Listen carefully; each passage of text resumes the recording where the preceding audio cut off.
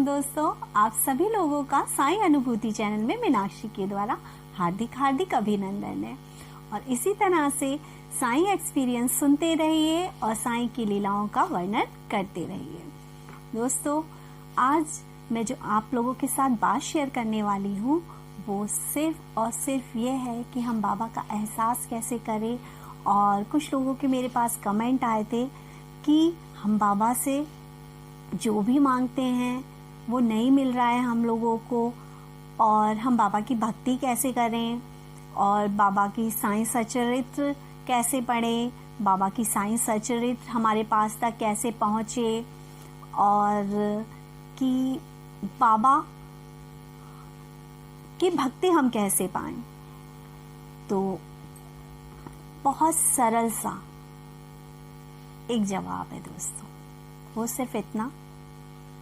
पहली चीज, बाबा अपने भक्तों को खुद चुनते हैं और बाबा ने हमें चुना है, इस बात का एहसास हमें उस पल ही हो जाना चाहिए जब किसी ना किसी तरीके से या किसी ना किसी रूप में हमने बाबा को जाना।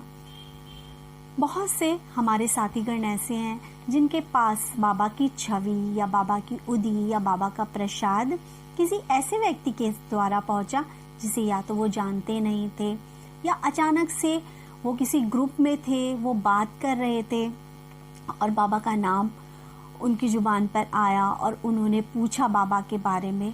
और जिस पल पे आप बाबा से जुड़े या बाबा की आपने छवि देखी या बाबा का आपको प्रसाद मिला, इसका अर्थ आप ये समझिए कि बाबा अब हमसे जुड़ना चाहते हैं और बाबा हमें हमारी तकलीफों से दूर करना चाहते हैं। दोस्तों, बहुत से लोग ऐसे हैं जो कि ये बताते हैं कि बाबा की छवि उनके पास दिवाली के किसी गिफ्ट के रूप में आई है या उनके किसी रिश्तेदार ने भेजी थी क्योंकि वो शिरडी गया था, और हम उस बाबा की छवि को अपने पास रख लेते हैं।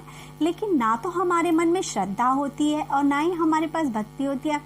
हम आते जाते कभी कभी तो कुछ लोग बाबा की छवि को, बाबा की मूर्ति को एज अ स्टैचू मानकर अपने शोकेस में लगा लेते हैं और बाबा की पूजा और भक्ति नहीं करते। लेकिन बाबा ने जिनसे अपनी पूजा करवानी होती है, बाबा उन्हें किसी ना किसी तरह एहसास दिलाते हैं और अपनी भक्ति करा ही लेते हैं। ऐसे बहुत से उदाहरण है दोस्तों जिसमें लोग बताते हैं कि बाबा की छवि आई हमारे घर में और हमने ऐसी उन्हें रखा हुआ था, हम उनकी पूजा नहीं करते थे, हम ना कोई बाबा की आरती करते थे, लेकिन अचानक से किसी दिन हम दुखी थे और हमारी निगाहें जाके बाबा पे टिक गई और बाबा पे हमारी जो निगाहें टिकी उसके बाद हमारे आंखों से अश्रुधारा बही और हमें एक अलग सा अटैचमेंट हो गया और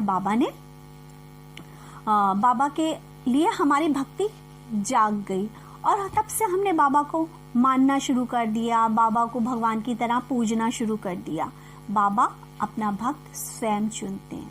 बाबा को जिसको तकलीफों से दूर करना होता है, बाबा स्वयं आकर उसकी तकलीफों को दूर कर देते थे। दोस्तों, अगर हम ये कहें कि बाबा की भक्ति में हम कोई गलतियां नहीं कर रहे हैं, गलतियां तो नहीं कर रहे हैं जिस वजह से बाबा हमारी सुन नहीं रहे हैं, तो दोस्तों साईं सचरित्र साफ साफ बाबा ने जो लिखवाया है वो सिर्फ यही है कि यदि आप लोग साईं साईं का सिमरन ही करोगे तो भी मैं आपको भव से पार करा दूंगा, तो भी मैं आपकी सभी समस्याओं का हल कर दूंगा।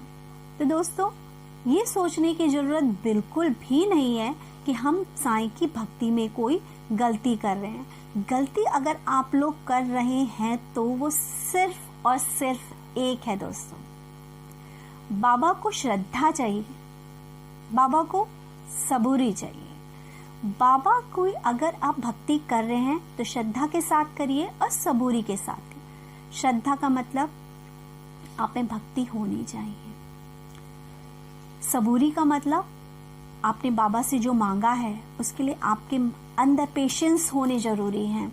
ये नहीं कि मैंने अभी बाबा के सामने गई, बाबा के हाथ जोड़े कि बाबा मुझे ये चाहिए और आप मुझे दे दीजिए, मुझे शाम तक मिल जाना चाहिए या मुझे एक हफ्ते के अंदर अंदर मेरी ये मनोकामना पूर्ण। तो नहीं, हम बाबा पे ऑर्डर नहीं चला रहे हैं, हम बाबा से श्रद्धा पूर्वक हाथ जोड़ के ये विनती कर रहे हैं, बाबा हमारी ये मनोकामना है आपसे कि आप मेरे इस कार्य में होने वाली बाधाओं को दूर करिए, और बाबा यदि ये सही है तो हमें दीजिए, और अगर ये सही नहीं है तो वो आपकी मंजूरी, आप जो चाहें वो कीजिए। जो भी कुछ है दोस्तों वो बाबा पे छोड़ के देखिए।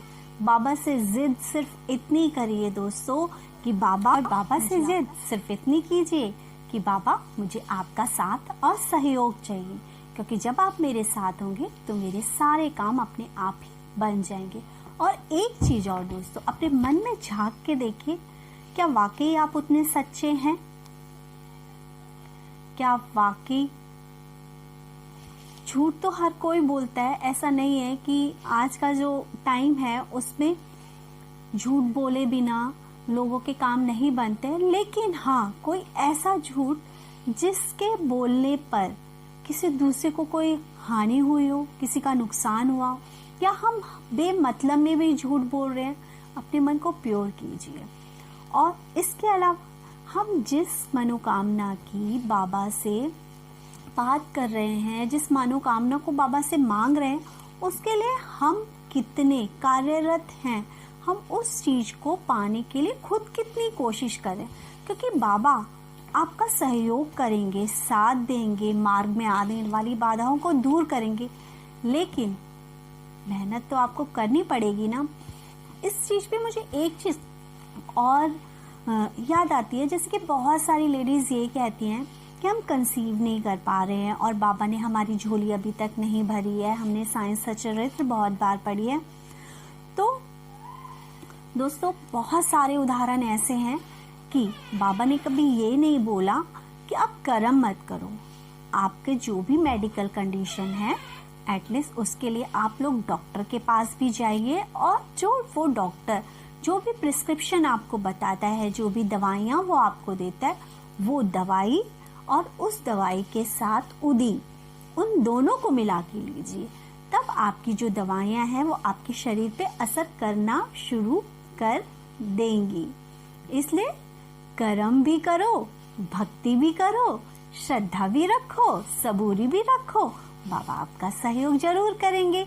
इसी के साथ दोस्तों, ओम साई राम। चैनल को ज्यादा से ज्यादा शेयर कीजिए, लाइक करिए एंड सब्सक्राइब कीजिएगा।